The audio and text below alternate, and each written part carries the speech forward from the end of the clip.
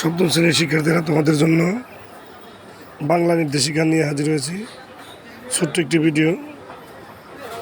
ভিডিওর ডান কলামে সুন্দর করে পেজ নাম্বার রয়েছে দেখো, এবং বামে যে কলামটি রয়েছে সেই কলামে নির্দেশিকা রয়েছে কীভাবে ত্রিভুজ পাবা।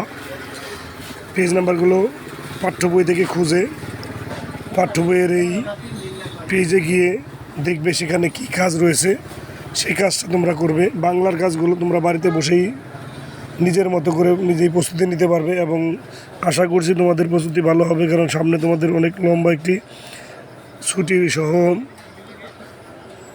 ঈদের ছুটির প্লাস গ্রীষ্মকালীন ছুটি রয়েছে। সেই ছুটিতে তোমাদের এই কাজগুলো করতে হবে।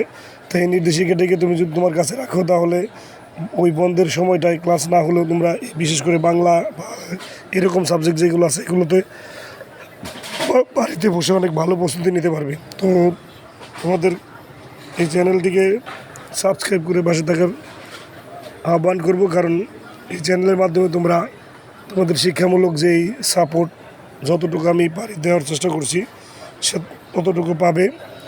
তোমাদের এই বর্তমান আগামী ষান্মাসিক পরীক্ষার সকল নির্দেশিকা তোমরা এই চ্যানেলের মাধ্যমে পাবে।